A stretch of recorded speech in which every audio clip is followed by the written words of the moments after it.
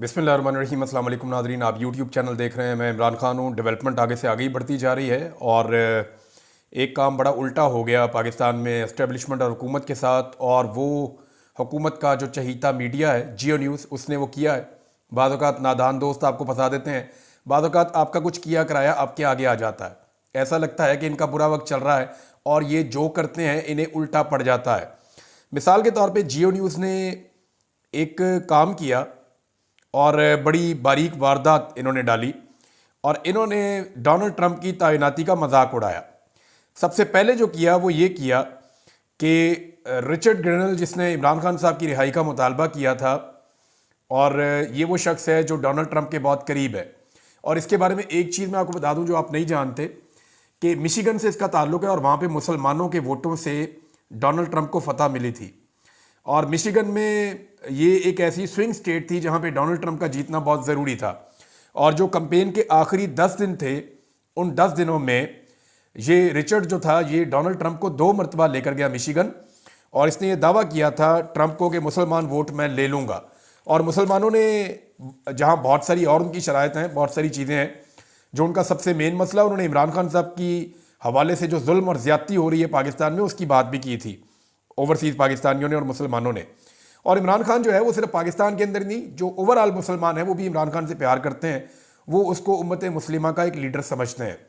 अब रिचर्ड ने क्योंकि वादा किया हुआ था और डोनाल्ड ट्रंप ने उनको एक बहुत अहम ओहदे पर बिठाया लाकर, और वो इसलिए भी क्योंकि डोनाल्ड ट्रंप उसकी अहमियत भी जानता है और उसने डोनाल्ड ट्रंप को मिशिगन जीत कर भी दिया, तो डोनाल्ड ट्रंप ने काफ़ी तारीफ भी की।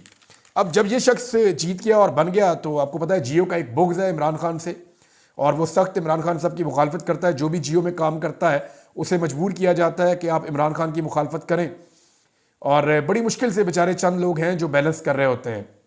तो अब मामला ये है कि रिचर्ड ग्रेनल जो है, इसके खिलाफ जियो ने एक खबर चला दी, और जो खबर चलाई उसमें यह चला दिया कि हम जिन्स परस्त रिचर्ड ग्रेनल ट्रंप के खसूसी एलची मुकर्रर। अच्छा, इससे पहले इन्होंने ट्रंप के खिलाफ भी ऐसी एक खबर चलाई हुई है माजी में। ये किसी के ऊपर भी कीचड़ उछाल देते हैं और इन्हें लगता है कि जैसे पाकिस्तान है, हम जो मर्जी करेंगे, बाहर भी कहीं पे कुछ नहीं होगा। अब हुआ ये है कि लेने के देने पड़ गए। ओवरसीज पाकिस्तानियों ने फौरी तौर पे रिचर्ड से रब्ता किया, और रब्ता करने के बाद उसको बताया कि जनाब ये काम हो गया, और पाकिस्तान में जो चहीता टेलीविज़न है एस्टेब्लिशमेंट का और हुकूमत का, उस टेलीविज़न ने आपके खिलाफ कार्रवाई डाल दी है और आपको गे करार दिया है, हम जिन परस्त आपको कहा है। इससे पहले डोनाल्ड ट्रंप के बारे में भी बहुत उल्टी सीधी चीज़ें जियो ने लिखी थी, वो मैं आपको आगे जाके बताता हूँ। अब जनाब इस पर रिचर्ड ने फिर दोबारा ट्वीट किया, और रिचर्ड ने ट्वीट करते हुए जो है वो जियो को टैग किया उसने, और उसने कहा आई शैल से इट अगेन, कि मैं ये दोबारा कहूँगा कि फ्री इमरान खान। अब ये जो है ये बमशेल एक धमाका हुआ है हुकूमत के सर के ऊपर और एस्टेब्लिशमेंट के सर के ऊपर। देखिए, हुकूमत को ज़्यादा फर्क नहीं पड़ेगा। हुकूमतों को वैसे नॉर्मली अमेरिका से कुछ मुखालफत आ जाए तो सूट करती है। पाकिस्तान में लोग अमेरिकन मुदाखलत को ज़्यादा पसंद नहीं करते, लेकिन एस्टेब्लिशमेंट के लिए बड़ा सीरियस इशू हो जाता है, क्योंकि एस्टेब्लिशमेंट के सारे काम अमेरिका की मदद से ही चलते हैं और उनको हर चीज़ के लिए अमेरिका की तरफ देखना पड़ता है, तो वहाँ एक प्रॉब्लम क्रिएट हो जाती है। अब जियो को चाहिए था कि अपने इस मामले के ऊपर, अपनी इस खबर के ऊपर खड़ा रहता, लेकिन बजाय अपनी खबर पे खड़े रहने के जियो ने पीठ दिखाई और फौरी तौर पे अपनी इस ट्वीट को, जिसमें खबर लगाई गई थी, उसको डिलीट कर दिया। ना सिर्फ उसको डिलीट किया, बल्कि जियो ने फौरी तौर पे खबर को तब्दील कर दिया, और खबर को तब्दील करके लिख दिया कि अमेरिका में एक अहम तैनाती, डोनाल्ड ट्रंप ने रिचर्ड को अपना खसूसी एलची मुकर्रर कर दिया।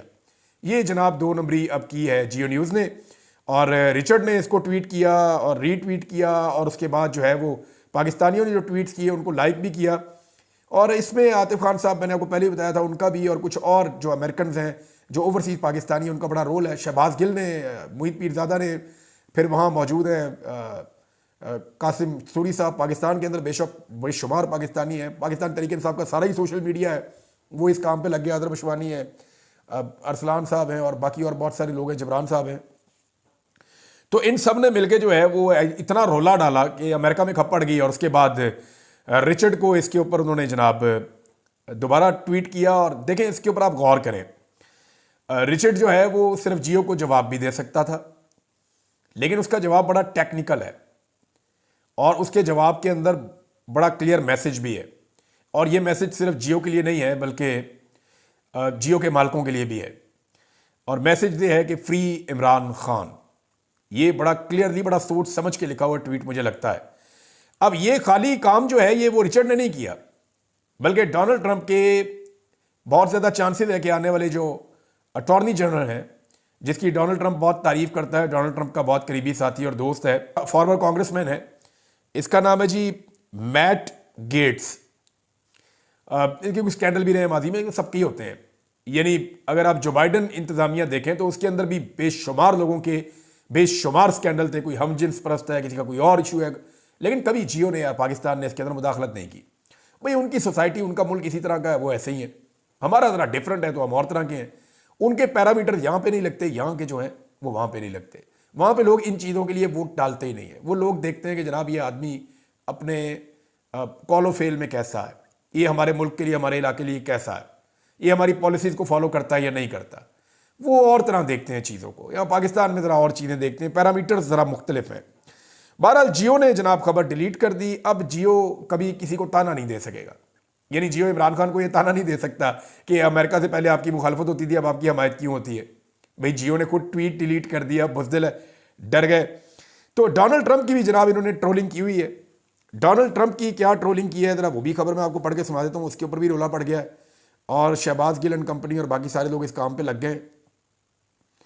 इन्होंने जनाब डोनाल्ड ट्रंप के बारे में लिखा था कि रंगीन मिजाज अरबपति प्ले बॉय डोनाल्ड ट्रंप ने 3 शादियां की, दर्जनों खवातीन से जिनसी ताल्लुक रहा।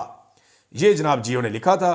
इसके ऊपर शहबाज गिल साहब ने सारा पोल खोलना शुरू कर दिया अंग्रेजी के अंदर।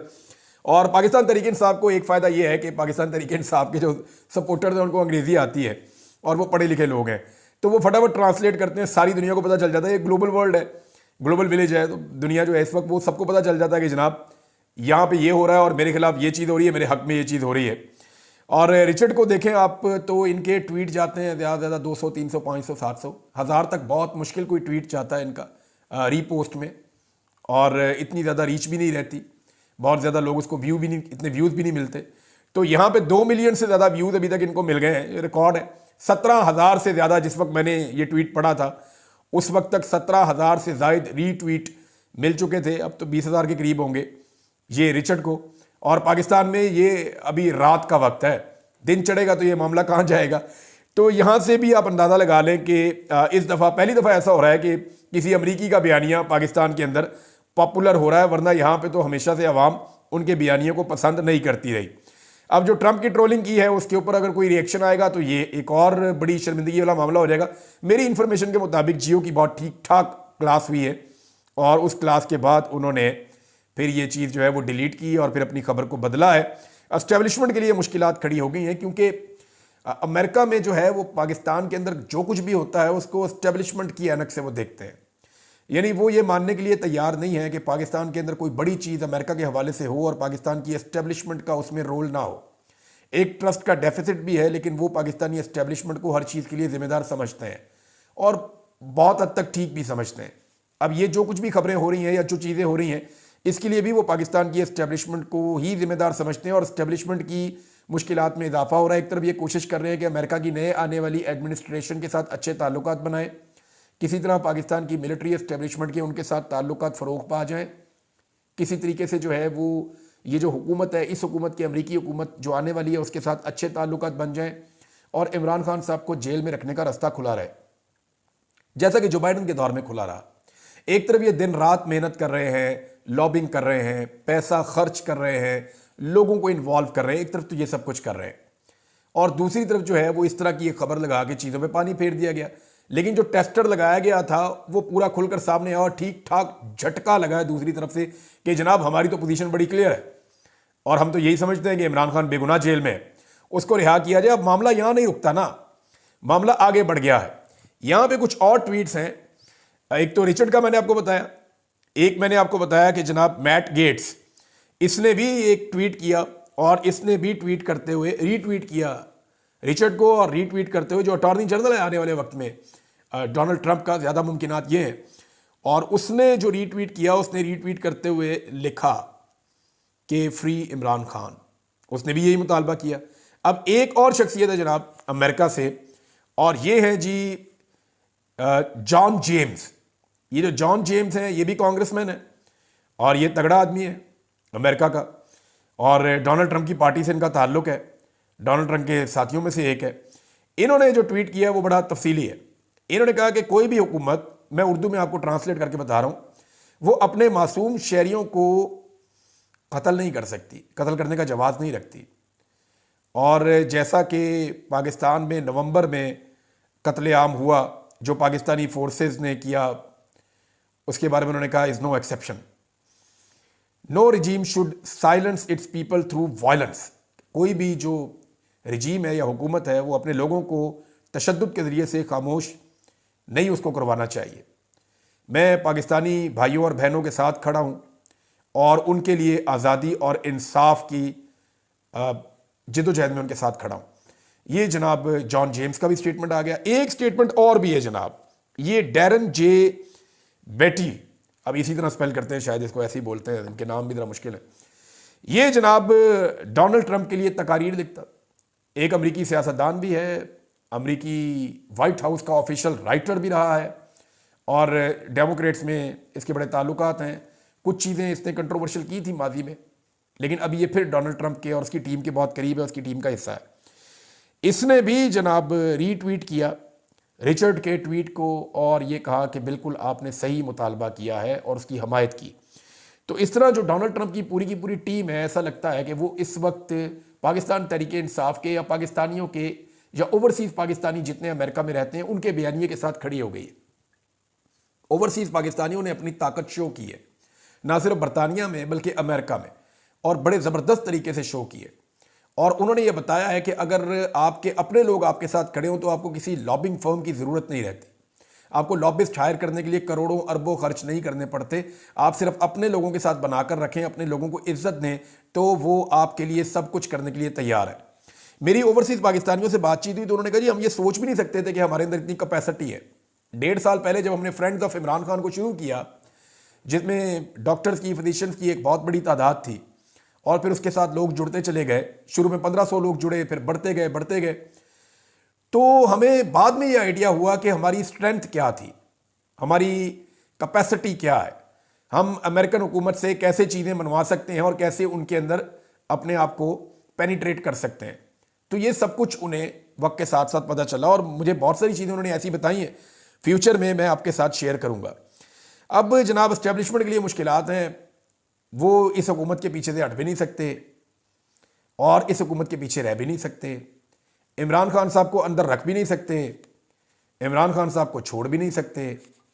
अंदर रखते हैं तो बहुत सारी मुश्किलात हैं और वो मुश्किलात ऐसी हैं जिनसे ये अकेले निपट ही नहीं सकते, और अगर बाहर निकालते हैं तो सबसे बड़ी मुश्किल है कि इमरान खान साहब जो है वो कोई डील के बगैर बाहर निकलेंगे, और अगर वो डील नहीं करते और वैसे बाहर आ जाते हैं तो वो पाकिस्तानी सियासत के ऊपर कब्जा कर लेंगे और फिर पाकिस्तान की सियासत उस तरफ जाएगी जिस तरफ इमरान खान चाहेंगे।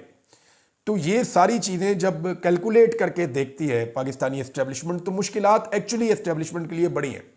राणा सनाउल्लाह ने तो बड़े आराम से एक स्टेटमेंट दे दिया ना, राणा सनाउल्लाह ने कह दिया जी हम सामना करेंगे अमेरिका ने अगर दबाव डाला तो, और इरफान सिद्दीकी ने भी कहा जी हमारे पास तो एक कैदी जो है वो पहले भी शकील अफरीदी की सूरत में मौजूद है, तो अमेरिका तो उसके लिए भी दबाव डालता है, तो इमरान खान के लिए भी डाल ले तो कोई फ़र्क नहीं पड़ता।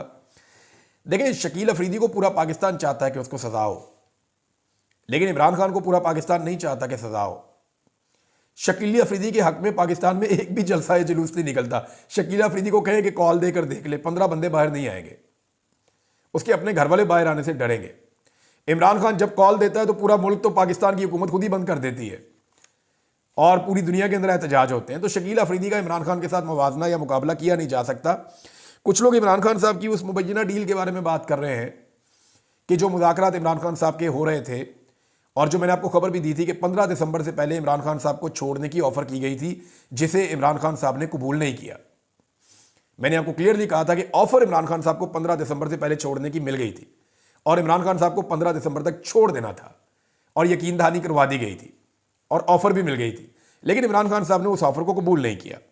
अब कुछ लोग कह रहे हैं कि इमरान खान साहब ने इसलिए नहीं कबूल किया, वो मान भी गए थे, डील भी हो गई थी, मसला सिर्फ इतना था कि इमरान खान साहब ने वीडियो बनाने से इनकार कर दिया, ताकि वीडियो कल को लीक हो गई तो फिर मैं क्या करूँगा, पब्लिक के अंदर मेरी ओपिनियन का क्या बनेगा। तो एक बात मैं आपको क्लियर कर दूं कि इतना बच्चा कोई भी नहीं है।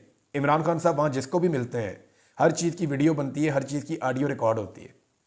इमरान खान साहब क्या ये नहीं जानते कि यहाँ पे जो भी मुझे मिलने आता है उसकी ऑडियो और वीडियो रिकॉर्ड होती है, जो भी बात मैं करता हूँ उसकी ऑडियो और वीडियो रिकॉर्ड होती है। तो ऐसे तो मुमकिन नहीं है ना, लोग बेवकूफ़ और बच्चे नहीं है कि आप एक कहानी सुना देंगे और लोग उस कहानी के पीछे चल पड़ेंगे। अब जनाब एक चीज़ और है, नून लीग मुज़ाकरात से भागती रहेगी। उसकी वजह यह है कि नून लीग ये समझती है कि उन्हें अब शहादत चाहिए। वो बार बार एक झूठा बयानिया बनाते हैं कि हमने मईशत को ठीक कर दिया है, हालांकि मईशत को पूरी तरह से नून लीग ने तबाह किया है। सिर्फ वो ज़बानी मईशत के ठीक करने के दावे इसलिए कर रहे हैं कि जैसे ही उनकी हुकूमत जाएगी, उन्हें पता है कि अब इलेक्शन में जाना है, जैसे ही वो इलेक्शन में जाएंगे वो कहेंगे हम तो मईशत ठीक कर रहे थे, ये इलेक्शन आ गया। लेकिन आज मैं आपको वो आदादोशुमार थोड़े से बताने वाला हूं जो इस हुकूमत के अपने दिए हुए हैं, मेरे दिए हुए नहीं है, और वो आपको सारा पोल खोल देंगे। गुज़िश्ता 4 माह में गैस की कीमत में 850% इजाफा हुआ है। ये वफाकी इदारा शुमारियात ने सिर्फ 4 माह में गैस की कीमत में 850% इजाफे का इंकशाफ कर दिया है, जबकि बाकी तमाम चीज़ों की कीमतों में भी इजाफा हुआ है। ये रिपोर्ट जो है ये गवर्नमेंट की रिपोर्ट है, कोई मैंने अपने से नहीं आपको बना के दे रहा। अच्छा, एक और चीज़ है कि पीडीएम की हालिया 10 महीनों की जो कारकर्दगी है, इसमें जो आम आदमी के इस्तेमाल की चीज़ों की कीमतें बढ़ी हैं वो इमरान खान साहब के दौरे हुकूमत में 3.5 साल में भी नहीं बढ़ी। मवाजना करना चाहिए ना, हुकूमत से हुकूमत का होता है। तो पीडीएम की हुकूमत ने लगभग 1 साल से 1.5 साल हुकूमत की थी, 2022 से लेकर 2023 के अगस्त तक 1.5 साल उन्होंने हुकूमत की। उस 1.5 साल में उन्होंने कीमतें इतनी बढ़ाई जितनी इमरान खान साहब ने 3.5 साल में नहीं बढ़ाई। और ये डाटा भी मेरा नहीं है, ये पाकिस्तान ब्यूरो ऑफ स्टैटिस्टिक्स की ऑफिशियल वेबसाइट पर वफाकी दारुल हुकूमत इस्लामाबाद की जानिब से जारी किया गया डाटा है। ये पाकिस्तान ब्यूरो ऑफ स्टैटिस्टिक्स की ऑफिशियल वेबसाइट पर, और ये फेडरल गवर्नमेंट का डाटा है, उनके दिए हुए आदादोशुमार है। उसका जब आप तजिया करते हैं तो आपको पता चलता है कि मौजूदा नून लीग की हुकूमत ने 10 महीनों में पाकिस्तान में आम आदमी के इस्तेमाल की चीज़ों की कीमतें इतनी ज़्यादा बढ़ाई हैं कि इमरान खान साहब के 3.5 साल में भी उतनी कीमतें नहीं बढ़ी थीं। फिर ये कैसे दावा कर सकते हैं कि पाकिस्तान की मईशत ठीक हो रही है और महंगाई जो है वो कम हो रही है। एक दावा और है, एक खबर और है, बल्कि ये बहुत डिटेल खबर है। इसमें तो आटा, चीनी, दालें, घी, हर चीज़ का जिक्र है, पेट्रोल का जिक्र है, डॉलर का जिक्र है, हर चीज़ का जिक्र है। और एक एक चीज़ पे ये डाटा बता रहा है कि इमरान खान के दौर में इसकी कीमत इतने फीसद बढ़ी और ये 10 महीनों में इतने फीसद बढ़ी, और ये 10 महीने ज़्यादा महंगाई वाले महीने हैं। ये क्लियर डाटा है। ये डाटा अब अवेलेबल है इंटरनेट पे, आप जाएं और जाकर आप पढ़ सकते हैं। मैंने आपको बता दिया कौन से इदारे का डाटा है। एक और खबर भी है, वो भी गवाही दे रही है कि इमरान खान साहब का दौर बेहतर था। ये डॉन की एक रिपोर्ट है जिसके अंदर वजीर खजाना पाकिस्तान का, जिसको नून लीग ने सेनेटर बनाया है, औरंगजेब, मोहम्मद औरंगजेब साहब जो वजीर खजाना है, उन्होंने तस्लीम किया है कि अप्रैल 2022 के बाद गैस की कीमतों में तारीखी 840% और बिजली की कीमतों में 110% इजाफा हुआ है। अब ये इजाफा इमरान खान ने तो नहीं किया, उसने तो कंट्रोल किया हुआ था। इन्होंने बढ़ा दी कीमतें बहुत ज्यादा। ये अब वजीर खजाना कह रहा है, मैं नहीं कह रहा।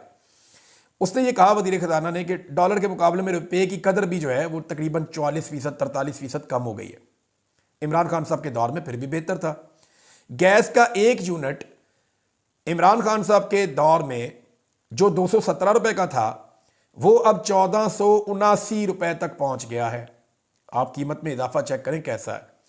फिर साथ में चीनी, तेल, आटा, घी, पेट्रोलियम मसनूआत, हर चीज़ का डिटेल के साथ इस रिपोर्ट के अंदर लिखा हुआ है।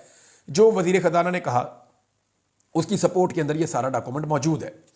उन्होंने कहा कि माली साल 2022 में महंगाई की शरह कम थी जो 2023 में, यानी उस वक्त 2022 में इमरान खान साहब सिर्फ 4 महीने वजीर आज़म थे और उसके बाद इनकी तबाही आ गई थी। फिर भी एंड ऑफ द ईयर जो महंगाई थी वो 12.2% थी। लेकिन अब 2023 में इन्होंने 29% और 24 में 23.5% तक महंगाई पहुंचाई। ये जनाब इतनी इन्होंने सिर्फ कम की है। फिर ये कैसे कह सकते हैं कि मईशत ठीक हो गई? फिर ये कैसे कह सकते हैं कि पाकिस्तान के हालात बेहतर हो रहे हैं और महंगाई कम हो रही है? बकवास करते हैं, झूठ बोलते हैं। आम आदमी इनको बदवाएं देता है झोलियां उठाकर जब ये वाला झूठ बोलते हैं कि हमने महंगाई कम कर दी है। महंगाई कम करने के दावे फिर किस बुनियाद के ऊपर है? तबाही इन्होंने फेरी है। इमरान खान साहब के दौरे हुकूमत, अभी और रिपोर्टें हैं यहाँ पे। ये एक आर्टिकल है, सईद अहमद साहब ने एक आर्टिकल लिखा है, और ये IMF के साबिक मुशीर भी हैं और मईशत के माहिर भी हैं। इन्होंने जो चीज़ें लिखी हैं उन्होंने तो रोंगटे खड़े कर दिए हैं। यानी इन्होंने हर वो चीज़ लाकर सामने रख दी है जो इस हुकूमत को जूते मार रही है कि मईशत में इन्होंने किया क्या है। इन्होंने ये बताया कि सियासी मुजाहिरीन को कंट्रोल करने के चक्कर में हुकूमत ने जितना नुकसान कर दिया है और जो इनकी पॉलिसीज ने पाकिस्तान को तबाह बर्बाद किया है, उसके अदादोशुमार इन्होंने लिख दिए हैं। उन्होंने कहा GDP जो 6.17% पे इमरान खान के दौर में थी, वो 2023 में -0.17% पर आ गई, और इससे मईशत को $36 अरब का नुकसान हुआ है। IMF से आप $1 अरब लेने के लिए आप नाक रगड़ते हैं जमीन पे। $36 अरब का एक मईशत को नुकसान हुआ, और जो ज़र मुबादला के ज़खायर हैं वो भी कम हो गए, जिससे 42 अरब तक खसारा पहुंच गया, और सैलाब के फिर 10 अरब का और नुकसान हो गया। तो पाकिस्तान को ये हुकूमत इतनी महंगी पड़ी है, बेड़ा गर्क इन्होंने पाकिस्तान की मईशत का किया, और ये आलमी सतह के जो मईशतदान हैं वो ये डाटा बता रहे हैं, और ये हुकूमत की पॉलिसीज की वजह से है। इन्होंने बहुत तबाही फेरी है। खबरें और बड़ी थी मेरे पास, बड़ी इंटरेस्टिंग नादरीन, लेकिन वक्त बहुत लंबा चाहिए होता है, ज़्यादा बात कर नहीं सकता। ये चीज़ें मैंने आप तक पहुंचा दी हैं। सिर्फ इतना बताता हूं कि DG ISPR गए थे निमल यूनिवर्सिटी में। अगर कहीं उसकी वीडियो जारी हो जाए ना कि बच्चों ने क्या सवाल किए और वहाँ पे क्या जवाब आए, तो आपको समझ आएगी कि पाकिस्तानी यूथ क्या सोच रही है और उनको क्या समझाया जा रहा है। बड़ा इंटरेस्टिंग वो एक सेशन था, उसके ऊपर कुछ लोगों ने बात की है, फिर बात करेंगे बाद में। अब तक के लिए इतने, अपना ख्याल रखिएगा, अपने चैनल का भी। अल्लाह हाफ़िज़।